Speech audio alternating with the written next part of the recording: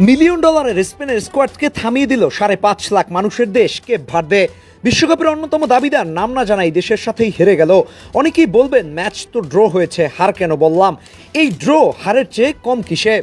ভাবুন তো, একদিকে স্পেন ইউরোপিয়ান চ্যাম্পিয়ন, বিশ্বকাপের অন্যতম ফেভারিট, তারকায় ঠাসা স্কোয়াড, শত শত মিলিয়ন ইউরোর খেলোয়াড়। অন্যদিকে কেপ ভার্দে, আটলান্টিক মহাসাগরের বুকে ছোট্ট একটি দ্বীপ রাষ্ট্র, যার জনসংখ্যা এমনকি অনেক বড় স্টেডিয়ামের ধারণ ক্ষমতার কাছাকাছিও নয়। কাগজে কলমে এটি এক পেশে লড়াই হওয়ার কথা ছিল, কিন্তু বিশ্বকাপের মঞ্চে কাগজের হিসাব সব সময় মেলে না। প্রথম ৪৫ মিনিটে স্পেন বল দখল করেছে, মাঠ নিয়ন্ত্রণ করেছে, নিজেদের স্বভাবসুলভ পজিশনাল প্লে দিয়ে কেপ ভার্দের রক্ষণভাগে ফাটল ধরানোর চেষ্টা করেছে। মাঝমাঠ থেকে ধৈর্য ধরে আক্রমণ গড়েছে, একের পর এক পাসের জাল বুনেছে, কিন্তু শেষ পর্যন্ত তাদের সামনে দাঁড়িয়েছিল এক অবিশ্বাস্য প্রতিরোধ।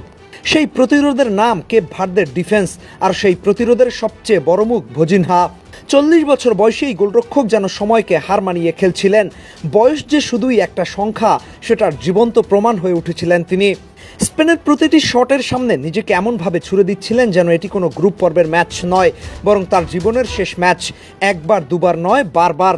যখনই মনে হয়েছে এবার বুঝি বল জালে জড়াবে, ঠিক তখনই কোথা থেকে যেন হাজির হয়েছে ভজিনহা। তার রিফ্লেক্স, পজিশনিং, অ্যান্টিসিপেশন সবকিছুই ছিল অবিশ্বাস্য পর্যায়ের। এমন পারফরমেন্সের পর কেউ যদি বলে প্রথমার্ধের গোলপোস্টের নিচে একজন 40 বছর বয়সী গোলরক্ষক নয়, বরং কোর্তোয়া আর বুফনের মিশ্রণ দাঁড়িয়েছিল, তাতেও খুব একটা অবাক হওয়ার কিছুই থাকবে না। তবে শুধু গোলরক্ষক নন, কেপ ভার্দের পুরো দলটাই ছিল প্রশংসার দাবিদার। তাদের ডিফেন্সিভ অর্গানাইজেশন ছিল চোখে পড়ার মতো। কখন প্রেস করতে হবে, কখন ব্লকে নামতে হবে, কখন স্পেস বন্ধ করতে হবে, সবকিছু তারা করেছে অসাধারণ শৃঙ্খলার সাথে। ম্যান মার্কিং, ইন্টারসেপশন, ক্লিয়ারেন্স কিংবা অফসাইড ট্র্যাপ, প্রতিটি ক্ষেত্রেই তারা ছিল প্রায় নিখুঁত। সবচেয়ে অবাক করা ব্যাপার, স্পেনের মতো টেকনিক্যাল দলের বিপক্ষে খেলেও তারা নিজেদের নিয়ন্ত্রণ হারায়নি। অপ্রয়োজনীয় ফাউল নয়, আতঙ্ক নয়, বরং পরিকল্পিত এবং সংগঠিত ফুটবল খেলেছে। তবে এদিন স্পেনের coach Luis de la Fuente, Lamine Yamal এবং নিকো উইলিয়ামসকে স্টার্টিং পজিশনে না রাখায় আক্রমণ ভাগে বেশ ভুগতে হয়েছে স্পেনকে। ফ্রন্ট থ্রিতে থাকা ফ্রান গাভি, ওয়ারজাবাল তেমন সুবিধা করতে পারেননি মাঠে, তবে এর মাঝে স্পেনকে বেশি ভুগিয়েছে ফ্রানের কয়েকটি ইজি চান্স মিস। দ্বিতীয়ার্ধের ৭১তম মিনিটে গাবির সাব হয়ে মাঠে নামেন লামিন ইয়ামাল। লামিন মাঠে নামার পর স্পেনের আক্রমণ আরও শার্প হয়ে ওঠে, তবে কেপ ভার্দের বাস পার্কিং ডিফেন্সের সুবিধা করতে পারেনি লামিন। ৮৭ মিনিটে নিকো উইলিয়ামস মাঠে নামলেও তেমন সুবিধা করতে পারেনি। ৭৪% বল পজিশন ধরে রেখেছিল স্পেন। টোটাল শট নিয়েছিল ২৭টা, যার মধ্যে ওয়ান টার্গেট শট ছিল ৭টা। তবুও গোলের দেখা পায়নি তারা। ৭টা বলই সেভ দিয়েছে ভজিনহা। অবশ্য সুযোগ পেলে কেপ ভার্দেও পাল্টা আঘাত হানার চেষ্টা করেছে।